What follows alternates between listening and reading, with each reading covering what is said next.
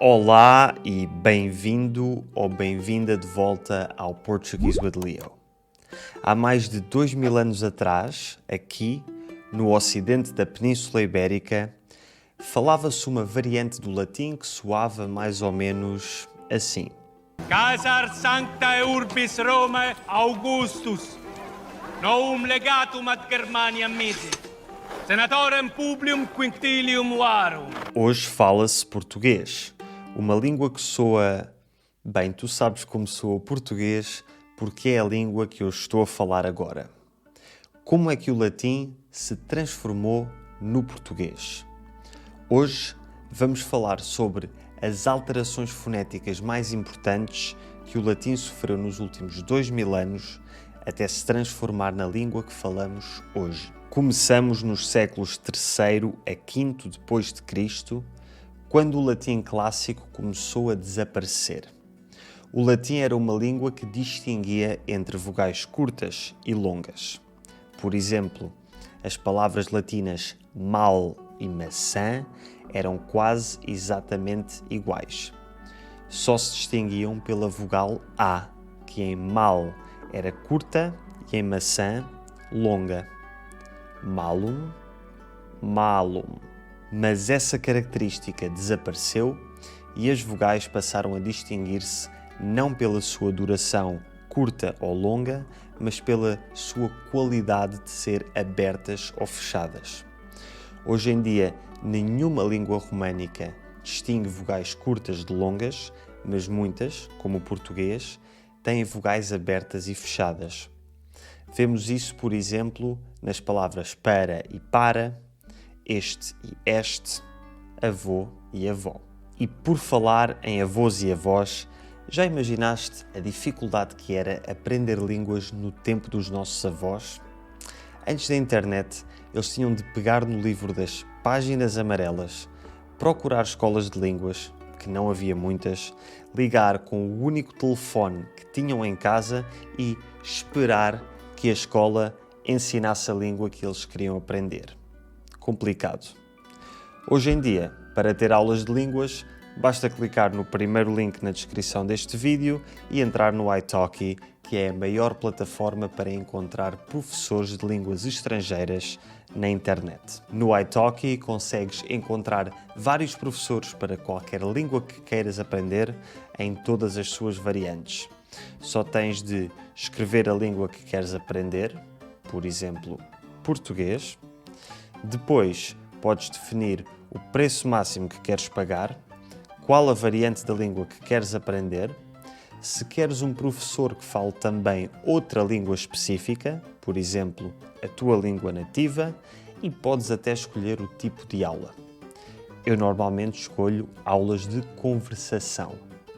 Depois, é só analisares os perfis dos professores, as avaliações de outros alunos e quando tiveres uns quantos professores do teu agrado, vês a disponibilidade deles e marcas a tua aula experimental a metade do preço para ver se o professor realmente é o certo para ti. Muita da minha aprendizagem de línguas é feita sozinho, a ver vídeos, ouvir podcasts, etc. Mas quando quero ter aulas, quer seja para treinar a fala ou simplesmente porque é motivador, uso sempre o italki. E se tu usares o meu link para te inscreveres no italki, vais estar a apoiar o meu canal e com o código de desconto LEO9 vais ainda usufruir de 5€ de desconto na tua primeira aula se esta custar 10€ ou mais. Além disso, tens direito a 3 aulas experimentais a um preço reduzido para poderes testar vários professores até encontrares aquele ou aqueles com quem tens maior ligação. Avançando para os séculos VII ao X, é neste período que começam as palatalizações, um fenómeno fonético em que certos sons mudam o seu ponto de articulação para o palato duro, também conhecido como céu da boca. Foi este fenómeno que nos deu os sons nhe, lhe, j e x. Por exemplo, venho e vinha evoluíram para venho e vinha, nhe. filium e mulierem evoluíram para filho e mulher, lhe. Odie e invidia evoluíram para hoje e inveja, je. Passionem e fascia evoluíram para paixão e faixa, sh. E por falar no som sh, também o obtivemos a partir da palatalização de palavras latinas com os grupos de consoantes pl, cl e fl. Por exemplo, pluvia e plorare ficaram chuva e chorar, clavis e clamare ficaram chave e chamar, flamma e inflare ficaram chama e inchar.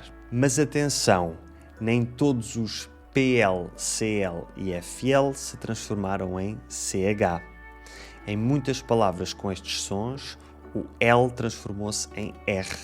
Placere ficou prazer, clavus ficou cravo, flacus ficou fraco.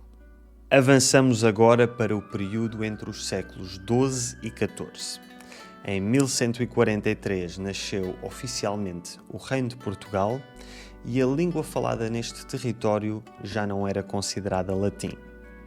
Falava-se aquilo a que hoje chamamos galego-português medieval e que passou a ser referido oficialmente como português em 1290, no reinado de Dom Dinis. Foi nesta altura que certas palavras latinas com CT se começaram a transformar em IT. Por exemplo, noctem ficou noite, octo ficou 8, lactem ficou leite, factum ficou feito e directum ficou direito. Outra transformação muito característica do português que aconteceu nesta altura foi o desaparecimento das letras N, L e D entre vogais em algumas palavras. Por exemplo, luna e corona ficaram lua e coroa, salire e volare ficaram sair e voar, rodere e medius ficaram roer e meio. Muitas vezes, quando estas consoantes desapareciam, as vogais transformavam-se num ditongo nasal. Granum ficou grão e canem ficou cão. E isto leva-nos às vogais nasais, que nesta altura começaram a ganhar um papel importante na língua portuguesa. Noutras línguas românicas, como o espanhol e o italiano, por vezes algumas vogais são pronunciadas de forma nasal, mas essa nasalidade não altera o significado da palavra. É mais uma questão do sotaque regional da pessoa que fala. Já em português, as vogais nasais podem alterar o significado da palavra. Vemos isso em pares de palavras cuja única diferença é o facto de uma vogal ser ou não nasal. Por exemplo, u e vi e vim, mau e mão, lobo e lombo. Passamos agora ao período moderno entre os séculos XVI e XVIII. É neste período que o famoso S chiado se começa a tornar a norma em Portugal. Estou a falar de pronunciar o S final das sílabas com o som sh em vez de s. Foi nesta altura que os portugueses deixaram de dizer conheço muitas pessoas simpáticas e começaram a dizer conheço muitas pessoas simpáticas. Ao mesmo tempo, as vogais continuaram a evoluir e ficámos com as 14 vogais que temos hoje em dia.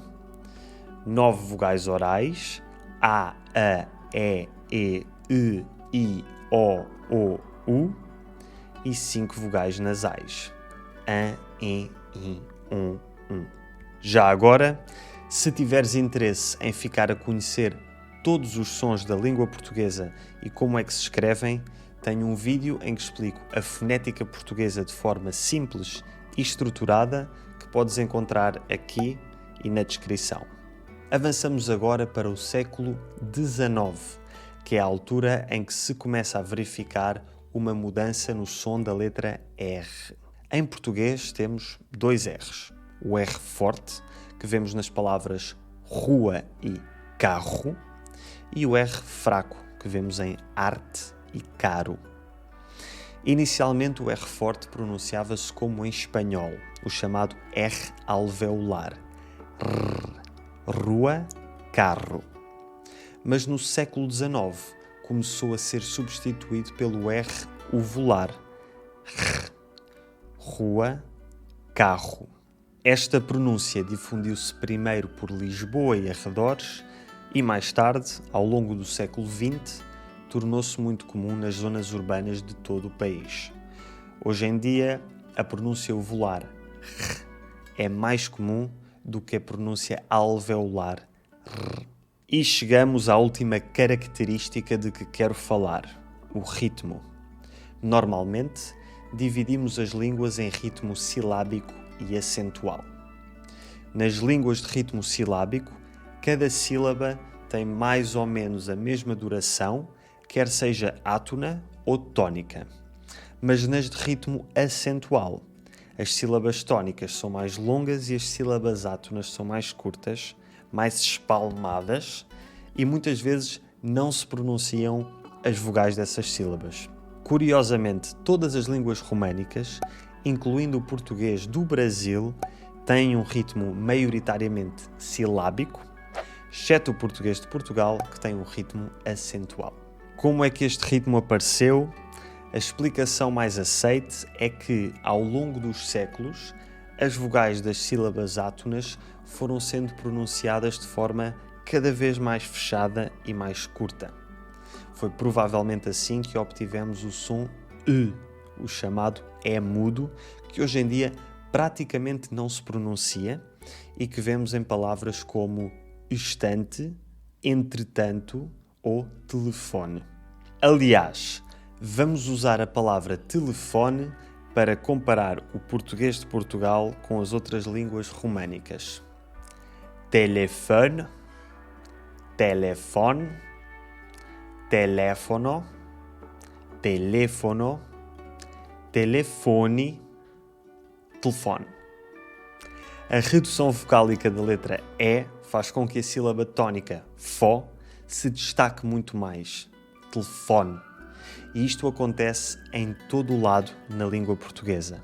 É isto que dá ao português europeu uma musicalidade tão particular, levando muitas pessoas a associar a nossa forma de falar à de línguas eslávicas como o russo e o polaco, onde esta redução de vogais é mais comum. Espero que tenhas gostado deste vídeo. Como sempre, agradeço aos meus patrons que me apoiam todos os meses. Relembro-te de dares uma olhadela ao italki se estiveres à procura de professores de línguas e dá também uma olhadela ao meu Patreon se quiseres apoiar este canal e ter acesso a conteúdos exclusivos. Clica aqui para veres o próximo vídeo.